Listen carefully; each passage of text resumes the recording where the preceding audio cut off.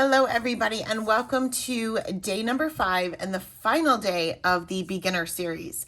Today we're going to be talking about the basics of coloring as far as our card making goes. Next week there's going to be a coloring series where I concentrate on a different medium every day and kind of get into a little bit more detail. So we're going to start with probably the most common way, and for me, my favorite way of coloring my stamped images, which are alcohol markers. So this is where all of the information that we learned in the first and second day primarily is going to come into play. We need to know the right kinds of paper to use. We need to know the right kinds of ink to use in order to get our projects to look the way we want them to look. The coloring itself, the skill and the results that you get will come over time. So as you use whatever medium you're using more and more and more, you'll get better at it. But having the basic knowledge of what materials to use is the first step. So like I said, I'm going to be using some alcohol markers. I have the Copic markers, which are the Mercedes of the alcohol markers. You don't need Copic markers. It's just what my preference is, because my preference is alcohol marker coloring. So if that's really something you want to concentrate on, then yes, I highly recommend slowly investing in the Copic markers. But if it's just something that you don't really, you're not looking to master, but you still want to be able to color with them, then certainly don't necessarily look at the Copics. So, like I said, we want to make sure that we're using an alcohol marker friendly paper. This is the Neenah Desert, no, it's not. It's the Neenah Solar White 80-pound Classic Crest cardstock. This is my go-to cardstock, like I said, in day number 1, I believe it was. And it's great for stamping, it's great for ink blending, and it's great for alcohol marker coloring. It can take a whole lot of ink without your colors bleeding. Remember, alcohol markers are pretty much what a Sharpie is. So when you draw a straight line with a Sharpie, the ink kind of spreads a little bit. All alcohol markers are going to do that to a certain extent. So you want to make sure that you're using a really high quality paper for it. There's many different kinds on the market, and it's all personal preference and budget. I find that this to be the cheapest because I use it for everything. Next, we want to make sure that we're using the right ink. Remember, like I said, in day number 2, the blackout ink by Ink on 3 is a Copic Safe ink, and it's my go-to ink. This is my ultimate favorite. But you can choose a different black ink, and you can use other inks that you may already have in your stash. So let me go ahead and stamp out this floral image with the blackout ink on my paper here. All right, and we'll get to that in just a moment. But I also wanted to show you the archival ink, which remember we said was waterproof, but it's also a solvent ink. So it's not going to mix with alcohol markers. And I'll show you an example of that. But I'm going to go ahead and stamp that down just so that you can see the difference. Now you can see that my impression as far as the bold black outline is certainly a little bit more intense with the archival versus the blackout ink. That's just one of the properties of a Copic Safe ink. You just don't get that really bold black image. However, if you use a stamp positioner, you can just stamp it twice. So I'm going to go in with a really light color here, and I'm not going to actually do any coloring. I just want to show you how it is going to react with the ink. So you can see that if I were to color this petal in solid with the blackout ink, you can see that everything pretty much stays where it needs to be. Everything stays right in that petal. However, if I go to the archival ink and I begin coloring just this one here, I don't even know if you're going to be able to see this on camera. I will hold it up for you, but you can see we have some black streaks there and our colors are starting to run. And that's because the ink is not the right ink to be using for alcohol markers. So you want to make sure that you're using the right paper and the right ink. Now I'm going to stamp out this image again onto some, I believe this might be from Michaels. I'm not really sure, to be honest with you. It's just in my stash, but I know that it's not Neenah and it's not a paper that I would normally use for alcohol markers.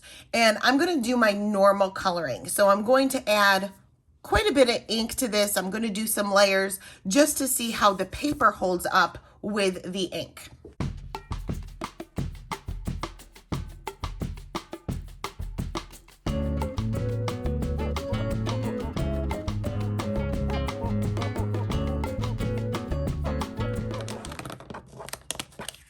So you can see that I didn't get the best blend in the world, but you can also see towards the bottom there, I have a lot of bleeding. It's going outside the lines. I didn't color outside the lines, which I admit I sometimes do, but this time I didn't. You can see that as the ink seeps into the paper, it's bleeding. So you want to make sure that you're using the right paper and the right ink.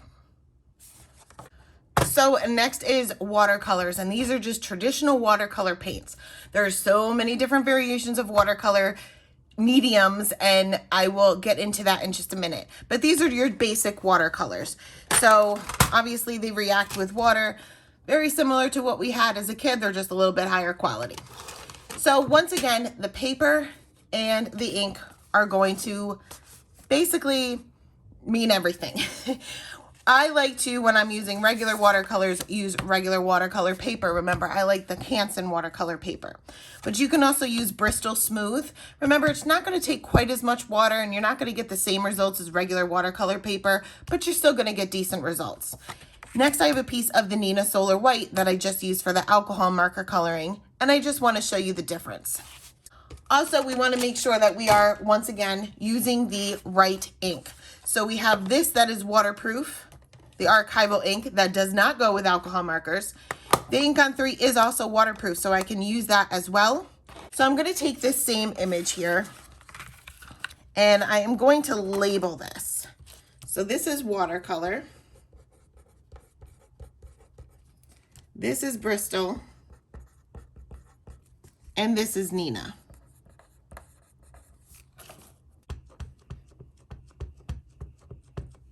Now, when you stamp on watercolor paper is a little bit textured.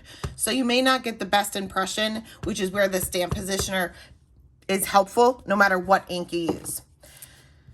So that is the blackout ink, which is waterproof.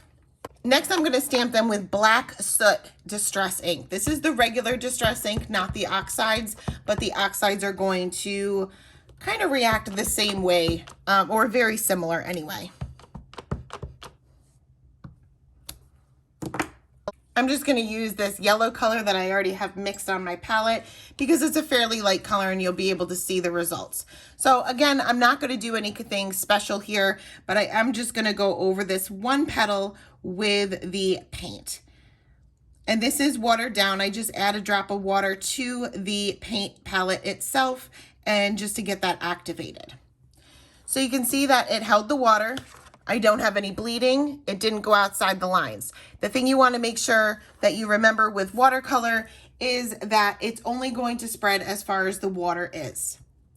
So that was the watercolor paper. Next, I'm going to go in with the Bristol Smooth, which, remember, takes quite a bit of water, and I can easily spread that around on the Bristol.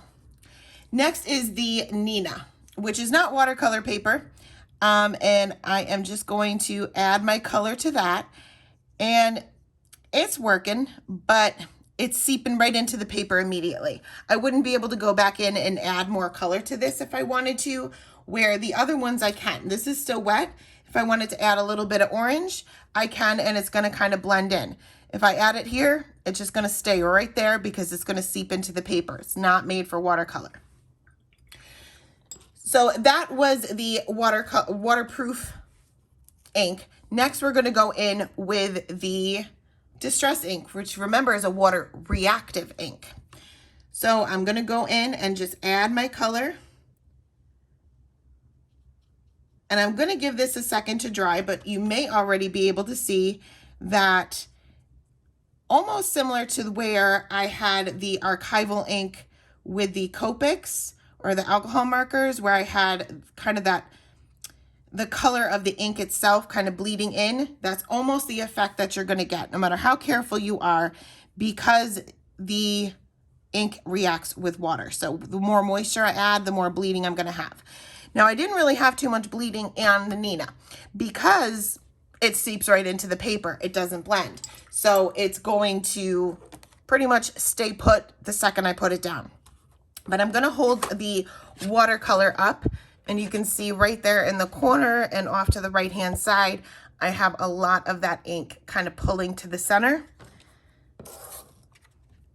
Same thing with the Bristol. So once again, paper and ink are important. Your skill as a watercolorist will come in time. So there's definitely different types of watercolor mediums. So not just the paints themselves, you can get pens, you can get pencils, you can get markers. There's so many different kinds, and you can pretty much get very similar results. It's just what your preference is. So these are the Arteza Real Brush pens and the Zig Clean Color Real Brush pens, and they're going to react pretty similar. I just want to kind of show you how they react. Now these are great because they have a very fine tip to them, so you can easily color with them. You can color with these on their own, or you can use water with them, whatever your preference is. And we'll go over that more in the coloring series, but you can also create really nice backgrounds with them. So if I just add some color to some watercolor paper, then you can take your paintbrush or water brush, whatever you prefer to use, and you can kind of drag that out. So they react really, really nicely with water. They give you really great results.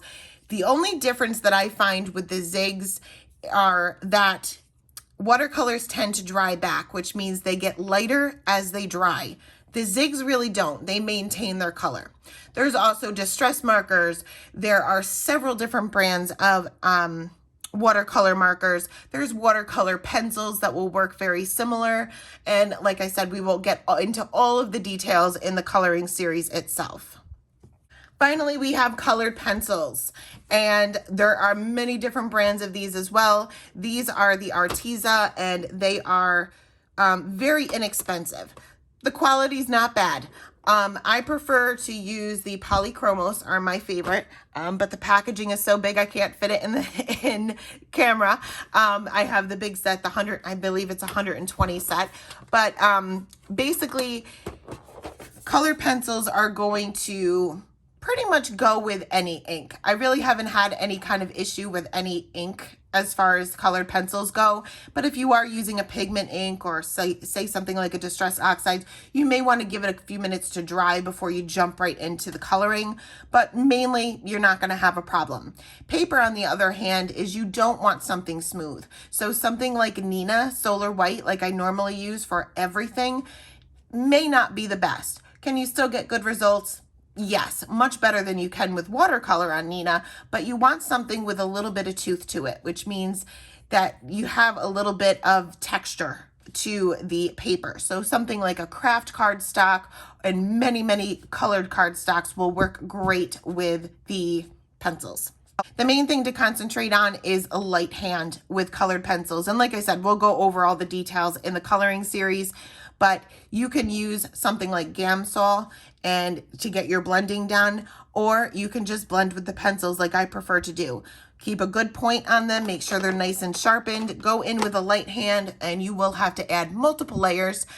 So it's definitely not the quickest method to do your coloring, but it can give you really, really nice results. So those are the three basic coloring media for card making. So you have the pencils, you have the alcohol markers, and you have the watercolor media. And there's so many watercolor media that I can't possibly cover them all, nor can I afford them all. So there's no way that I can show you all of them, but we will take a deeper dive into it in the coloring series. It's going to be 7 days of coloring. Some of them will be watercolor techniques, some of them will be alcohol marker techniques, and some of them will be colored pencils. So that will start this Monday, and it will go for 7 days. So I hope that this little introduction to the coloring series was helpful, and I hope that you can join me on Monday. See you later, guys. Bye.